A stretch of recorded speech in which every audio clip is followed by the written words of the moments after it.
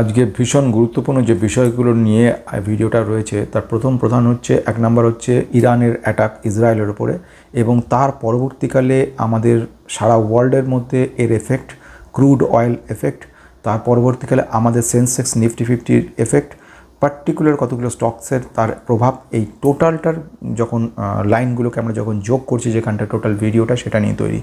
ভীষণ গুরুত্বপূর্ণ বিষয়গুলো, কোনো অংশকে স্কিপ করা দরকার নেই, পুরোটা দেখে নাও। খুব শর্টের মধ্যে বিষয়টাকে বলার চেষ্টা করেছি। প্রথম ঘটনা হচ্ছে গতকাল যে মারাত্মক ঘটনাটা ঘটলো, যাকে আমরা বলতে পারি ওয়ার্ল্ড ওয়ার 3 সূচনা বলা যেতে পারে, সেটা হলো প্রথম ইরান প্রায় 300টার বেশি ড্রোন এবং মিসাইলস নিয়ে ইসরায়েলের উপর আক্রমণ করে। এবং এটা একটা এমন ঘটনা যেখানে বলা হয়েছিল, আগে ইউএস বলেছিল ইসরায়েলের উপর যে কোনো ধরনের আক্রমণ সেটা আমেরিকার নিজের আক্রমণ বলে মনে করবে এবং সেই ধরনের ব্যবস্থা গ্রহণ করবে। ফলে ব্যাপারটা সাংঘাতিক জায়গায় চলে গেছিলো এবং রাশিয়া বলেছিল যদি ইরানের ওপর কোনো ধরনের আঘাত হানা হয় তো রাশিয়া সেক্ষেত্রে সঙ্গে সঙ্গে সেখানে যুদ্ধ ঘোষণা করবে এবং সেই ধরনের ব্যবস্থা গ্রহণ করে। ফলে একটা মারাত্মক জায়গায় চলে আসতে চলেছে এবং সেখানে দাঁড়িয়ে ইসরায়েল যে বক্তব্য রাখে তারা বলছে যে প্রেজেন্ট খবর অনুযায়ী প্রাইম মিনিস্টার নেতানহু উনি বলেছেন, বেঞ্জামিন নেতানহু উনি বলেছেন যে ইসরায়েল 99% যে ইরানের ড্রোন এবং মিসাইলসগুলোকে আকাশপথেই ওরা ইন্টারসেপ্ট করেছে, নষ্ট করে দিয়েছে। মাত্র 1% অ্যাটাক হয়েছে এবং তার ক্যাজুয়ালিটি সম্পর্কে মিস্টার বাইডেন যখন জানতে চেয়েছিলেন তখন নেতানহু বলেছে যে তেমন কোনো এফেক্ট হয়নি। তো এই ঘটনার পরিপ্রেক্ষিতে বাইডেন যেটা বলে সেটা হচ্ছে US will not support Israel's counter attack. ফলে ইসরায়েল যদি এখন আবার আক্রমণ করে সেটা কিন্তু ইউএস সাপোর্ট করবে না এবং আক্রমণ করতে বিরত থাকতে বলেছে, না হলে কিন্তু একটা মারাত্মক যুদ্ধের আকার ধারণ করবে এবং এর ফলে আলটিমেটলি সারা বিশ্বের একটা মারাত্মক প্রভাব হবে এবং বিশাল ঝামেলা তৈরি হবে।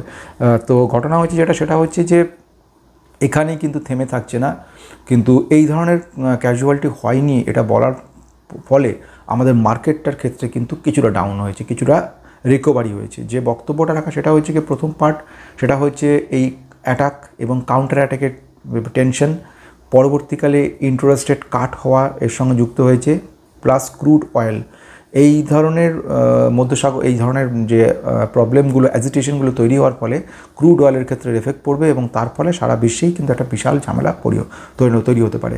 তো এইখানে আজকে যে ঘটনাগুলো ঘটলো তার ফলে যেটাকে ধরে নেওয়া হয়েছিল যে ইউএন থেকে যে বক্তব্যটা রাখা হয় এবং সেখানে ইসরায়েল বিশেষভাবে যে মত রাখে সেখানে বলে যে এই ইরানের সমস্ত ধরনের অল পসিবল স্যাংশনগুলো টানানোর জন্য বলা হয়, মানে সব রকমভাবে ইরানকে যেন আটকে দেওয়া যায় বিজনেসের পক্ষ থেকে এবং সেই ধরনের কি করা যায় সেই ধরনের স্পেশালভাবে রিকোয়েস্ট করা হয়। আজকে এফেক্ট যেটা পড়েছে সেটা আমরা দেখতে পারলাম, সেটা এক নম্বরে নিফটি 50 ক্ষেত্রে দেখলাম মানে 22,300 নিচে নেমে গেল, প্রায় 1.07% ডাউন হয়ে গেল।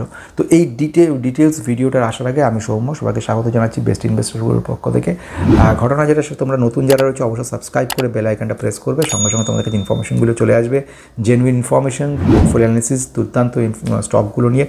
সেকেন্ড ওয়ান সেটা হলো যে নিফটি 50 ফল এবং 5টা স্টককে আমি বলবো যেগুলো এই মুহূর্তে আমাদের টপিক্স রয়েছে এবং কনস্ট্যান্ট এই ডাউনফল যেটা হয়েছে, মানে মিড ক্যাপ 150তে দেখলাম প্রায় 1.36% ডাউন হয়ে গেছে, স্মল ক্যাপ 250 1.54% ডাউন হয়েছে এবং মাইক্রো ক্যাপ 250 1.66% ডাউন হয়েছে। টোটালি কনস্ট্যান্টলি ভালো স্টকগুলো কিন্তু কিছুটা ডাউন হয়ে গেছে এবং আগামী দিনে এই স্টকগুলো বেশ কিছু স্টক কিন্তু রাডারে রাখার জন্য বলা হচ্ছে। তো সেই হিসেবেই আজকের এই বক্তব্য, কারেকশানটা আমাদের কতটা সুযোগ তৈরি করে দেবে। তো প্রথম আসা যাক যে ঘটনার দিকে, এই এজিটেশন চলছে এর মধ্যে এদিক থেকে নিফটি 50 ডাউন হয়ে গেছে। এখন এই সিচুয়েশন দাঁড়িয়ে জুয়েলারি মার্কেটের একটা ভালো খবরের দিকে আসা যাক। তো খবরটা সেটা হচ্ছে টাইটান, কল্যাণ জুয়েলারি এবং সেনকোর মধ্যে কম্প্যারিজন যদি করা হয়, ঠিক এই বছর ইয়ার অন ইয়ার বেসে যে গ্রোথ হয়েছে সেখানে প্রায় টাইটানের 18% গ্রোথ হয়েছে, সেখানে কিন্তু দেখছি কল্যাণ জুয়েলার্সের 38% কিন্তু গ্রোথ বেড়েছে এবং সেনকোর 39% গ্রোথ হয়েছে। অথচ যদি আমরা পরবর্তীকালে নিউ স্টোর ওপেন দেখি সেখানে দেখব 29টা স্টোর ওপেন করেছে টাইটান, 10টা স্টোর ওপেন করেছে কল্যাণ জুয়েলার্স এবং সেনকো হচ্ছে 4টে। তো এইখানে একটা গ্রোথের ব্যাপারে কল্যাণ জুয়েলার্সকে কিন্তু আগামী দিনে একটা বড় ভালো জায়গায় আসতে চলেছে বলে মনে করে নেওয়া হচ্ছে এবং ওদের ইয়ার অন ইয়ার গ্রোথটাও সাংঘাতিকভাবে ভালোভাবে কাজ করেছে। এর পরবর্তীকালে আমরা সেকেন্ড যে স্টকটার দিকে নজর রাখবো সেই পরবর্তী স্টক, সেটা নিয়ে বক্তব্য হচ্ছে, সেটা হচ্ছে ইলন মাস্ক টেসলা কোম্পানির মালিক যাকে বলা যেতে পারে। সেই কোম্পানি এখন বক্তব্য তারা ভারতে আসছে এবং তাদের যে কথা সেটা হচ্ছে ওরা একটা স্ট্র্যাটেজিক সাইন আপ করতে চলেছে। সেই ডিলটা হবে টাটা টেকনোলজির সঙ্গে এবং টাটা ইলেকট্রনিক্সের সঙ্গে, এবং এটা যে ডিলসটা হবে সেটা হচ্ছে সেমিকন্ডাক্টর চিপগুলো নিয়ে কাজ করবে। ফলে এটা আমরা দেখতে পাবো যে টাটা টেকনোলজি এবং টাটা এলএক্সি এই দুটোর ক্ষেত্রেই কিন্তু আমরা একটা ভালো মাত্রায় ইমপ্রুভমেন্টগুলো দেখতে পাবো।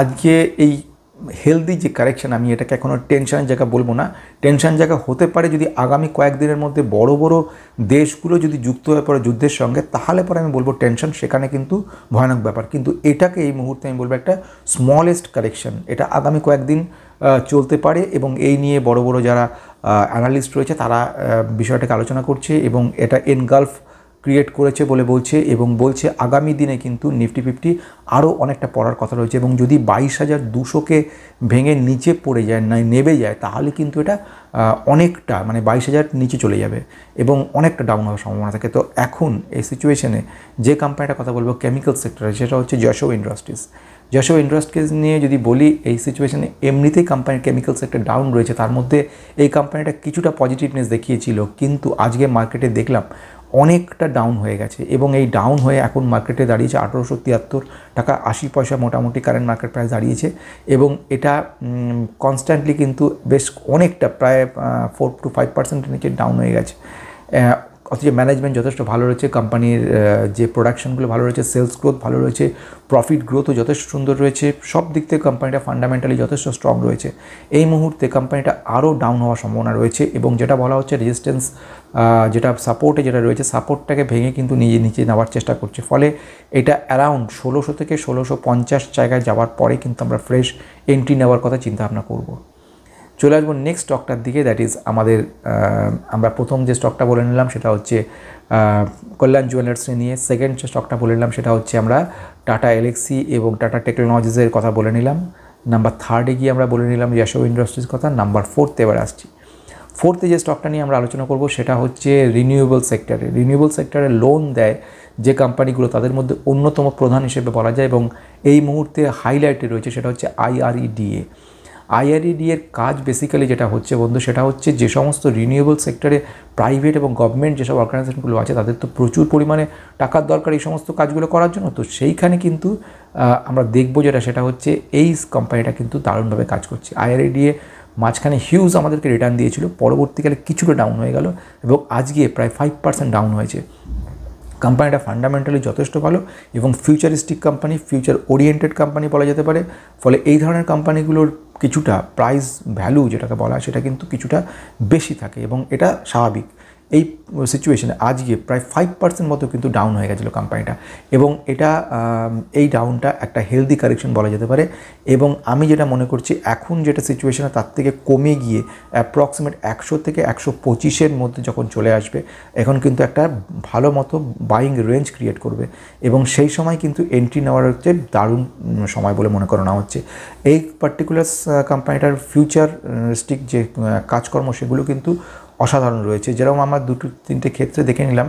প্রথম ঘটনা হচ্ছে সোলার রিনিউয়েবল সেক্টর এবং সেকেন্ড হচ্ছে উইন্ড রিনিউয়েবল সেক্টর। এই দুটো ক্ষেত্রে কিন্তু এগুলো প্রচুরভাবে লোন দিয়েছে এবং আরেকটা গুরুত্বপূর্ণ বিষয় হচ্ছে লোন রিকভারি। লোন দিলেই হবে না, রিকভারি করাটাও কিন্তু ভীষণ গুরুত্বপূর্ণ। সেই জায়গাতে দাঁড়িয়ে কোম্পানিটা কিন্তু ফ্যান্টাস্টিকভাবে কাজ করছে এবং রিকভারি পার্সেন্টেজ অনেক ভালো, যেটাকে বলা হয় net NPA, non performing asset. যে লোনটা নেওয়া হলো তারপরে কী পরিমাণ ফেরত দিতে পারলো, লোনটা যারা নিচে ডিফল্টার তাদের কীভাবে কতটা শোধ করলো, যতটা শোধ করতে পারলো না সেটাই কিন্তু আমরা যেটাকে বলবো সেটা হচ্ছে পারফর্ম করতে পারলো না পার্টিকুলার অ্যাসেটটা। যে অ্যাসেট মানে লোন দেওয়ার পরে একটা অ্যাসেট ক্রিয়েট করে পার্টিকুলার লোনই কোম্পানিগুলো, এনবিএফসিগুলো। এবারে এই অ্যাসেট থেকে যখন ইন্টারেস্টগুলো আসছে, সে পার্টিকুলার লোনই যখন ইন্টারেস্ট দিচ্ছে সেগুলো টোটালি প্রফিটে গিয়ে হিট করছে এবং আলটিমেট প্রফিটটা বাড়ছে। এটা একটা অ্যাসেট থেকে যাকে বলা যেতে পারে interest return on investment creation হচ্ছে।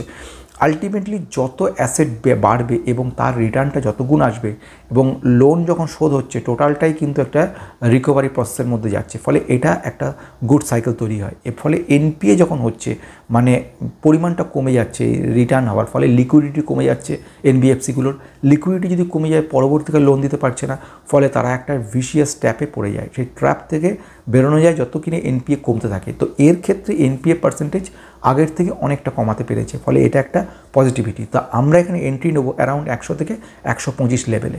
এবার চলে আসছি পঞ্চম প্রচণ্ড গুরুত্বপূর্ণ যে স্টকটার দিকে। এরপরে যে স্টকটাকে যাব খুব গুরুত্বপূর্ণ রিয়েল এস্টেটের উপর। Real estate cement sector, real estate sector আমরা জানি ভীষণ ভবিষ্যতে প্রমিসিং সেক্টর হতে চলেছে। এবং যে ঘটনাটা বলা হয়েছে আমরা দেখেছিলাম সেটা হচ্ছে রিয়েল এস্টেটে একটা খবর অনুযায়ী যে কমার্শিয়াল এবং যেটাকে বলা রেসিডেন্সিয়াল দুটোর ক্ষেত্রে প্রচুর উন্নতি হয়েছে।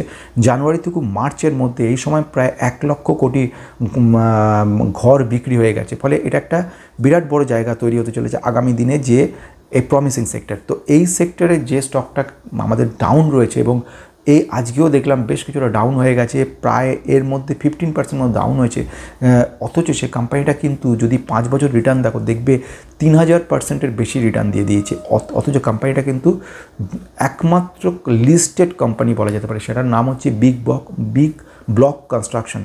বিগ ব্লক কনস্ট্রাকশন লিমিটেড একটা অন্যতম কোম্পানি যেটা কিন্তু হাই রিস্কি, অথচ কোম্পানিটা বন্ধুরা তোমাদেরকে রিটার্ন দেওয়ার বা আমাদের রিটার্ন দেওয়ার ক্ষমতা অসম্ভব ভালো রয়েছে। মার্কেট ক্যাপিটালাইজেশন একদমই ছোটো, 1500 কোটি টাকার মতো মোটামুটি মার্কেট ক্যাপিটালাইজেশন রয়েছে, অথচ ফিউচার ওরিয়েন্টেড কোম্পানি, ফলে কিছুটা ওভারভ্যালুড স্লাইড রয়েছে।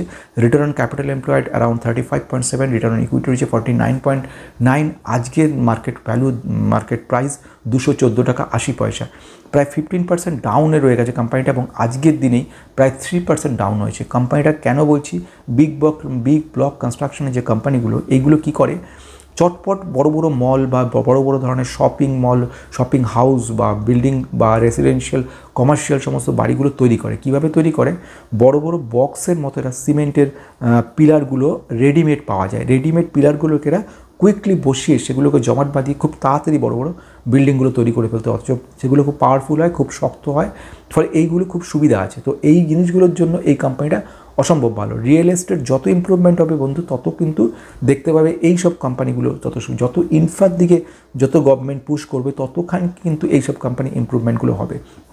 তুমি যে দেখে নাও সেলস গ্রোথ 2019 সালে যেখানে ছিল 100 কোটি, সেটা 2023-এ পুরো ডবল হয়ে গেছে, মানে 201 কোটি হয়েছে, অর্থাৎ ডবল করে দিয়েছে। আবার তুমি যে প্রফিট গ্রোথ দেখো, প্রফিট গ্রোথ যেটা হয়েছে সেটা হচ্ছে আগে ছিল নেগেটিভ ছিল, সেই নেগেটিভ সেলস গ্রোথ ছিল মানে অ্যাপ্রক্সিমেট প্রফিট গ্রোথ প্রায় সেলস যেখানে 3 বছর আমরা দেখছি 19% রয়েছে এবং প্রফিট গ্রোথ 3 বছরে 132% আপ হয়েছে 3 বছরের মধ্যে। তুমি যদি সেলসের সঙ্গে প্রফিটের একটু কম্প্যারিজনে যাও দেখবে সেলস যেরকম বললাম 100 কোটি থেকে ছিল 2019 সালে, সেটা ডবল হয়ে গেল 2023 সালে, অথচ 5 বছরের মধ্যে প্রফিট যেটা ছিল নেগেটিভ 1.40 অ্যাপ্রক্সিমেট ক্রোড ছিল, সেটা 30 টাইমস কিন্তু বেড়ে 2023 সালে দাঁড়ালো 30 কোটি 30.14, মানে একেবারে মানে যেটা বলা হয় বহু গুণ, 30 গুণ বাড়িয়ে দিল। ফলে ন্যাচারালি আমরা দেখেছি যেটা 3000% রিটার্ন দিচ্ছে 5 বছরে, সেটা খুব সাধারণ ব্যাপার। প্রোমোটারের সংখ্যা কিন্তু ম্যাক্সিমাম রয়েছে, 72.42% প্রোমোটার নিয়ে রেখেছে এবং এফআইআই আস্তে আস্তে ইনপুট করছে। আমি কিন্তু এই বিগ ব্লক কনস্ট্রাকশনকে নিয়ে এর আগে প্রায় 3 মাস আগে বলেছি, তখন অনেক কম ভ্যালুতে ছিল, আজও ভালো সুযোগ দিচ্ছে এবং আগামী দিনে এই জায়গা আর থাকবে না। বেসিক্যালি প্রোমোটারের সংখ্যা 70% ওভার 72%, যেরকম রিসেন্টলি কিন্তু এফআইআই ঢুকেছে 0.12% এবং রিসেন্টলি ডিআইআই ঢুকেছে 0.08%, খুব সামান্য পরিমাণে কিনেছে। তো আমি এই অ্যাডভাইসটা করবো তোমাদেরকে যে এইটা কেনা যেতে পারে এই সিচুয়েশনে, কিন্তু সেটা হচ্ছে কি খুব অল্প পরিমাণে কিনতে হবে এবং এন্ট্রি লেভেল মোটামুটি ধরে নাও 200 বা তার কাছাকাছি এলেই কিন্তু আমাদের এন্ট্রি করার মতো একটা ভালো সুযোগ তৈরি হবে এবং ভবিষ্যতে কোম্পানিটা আমাদেরকে কিন্তু বিরাট বড় একটা সুযোগ দিতে চলেছে। বলে 200 বা তার নিচে নেমে গেলেই আমরা কিন্তু এন্ট্রি নিয়ে নেব। আজকে এই ইন্টারেস্টিং জায়গায় দাঁড়িয়ে দারুণভাবে একটা কতগুলো খবরকে আমরা কভার করলাম। প্রথম খবর যেটা, সেটা হলো আমাদের ইসরায়েলের সঙ্গে ইরানের একটা টাসল, এবং তার সঙ্গে সারা বিশ্বের জড়িয়ে পড়া না পড়াটা আগামী কয়েকদিনের মধ্যে প্রকাশ পাবে। নিফটি 50 ডাইরেক্টলি ওদের যুদ্ধের মধ্যে কোনো প্রভাব ডাইরেক্ট না হলেও ক্রুড অয়েলের দাম যদি বেড়ে যায় বা অন্যান্য ক্ষেত্রে কিছু এমবার্গো চলে আসে, তো সেক্ষেত্রে কিন্তু আমাদের ইন্ডিয়ার সামান্য কিছুটা ক্ষতি হতে পারে। প্লাস যেসব স্টকগুলো বিদেশের সঙ্গে যুক্ত রয়েছে, বিদেশের ডিমান্ডে তারা কাজ করবে, তাদের সঙ্গে কিন্তু এই ধরনের স্টকগুলোর ক্ষেত্রে এফেক্ট পড়ছে। উল্টো দিকে আইটি বা রিলেটেড যারা এক্সপোর্ট করছে তাদের ক্ষেত্রে কিন্তু লাভ হচ্ছে, কেন যাকে বলা টাকার দাম কিন্তু অলরেডি অনেক লোয়েস্ট সিচুয়েশনে চলে এসছে। তো এখন এই মুহূর্তে দাঁড়িয়ে যে স্টকগুলোর কথা নিয়ে বললাম, সেই স্টকগুলো কিন্তু আগামী দিনে ভালো একটা রিটার্ন দিয়ে আমাদেরকে দেখাতে চলেছে। তো আজকের মতো এখানে শেষ হলো। তোমরা যারা নতুন রয়েছে সাবস্ক্রাইব করে বেল আইকন প্রেস করবে। পুরনোরা অজস্র লাইক কমেন্ট শেয়ার যেরকম পাই, এবারেও সেটাই হবে আশা রাখবো। আমাদের অজস্র লাইক আমাকে মোটিভেট করে, তার জন্য সবাইকে ধন্যবাদ। নমস্কার।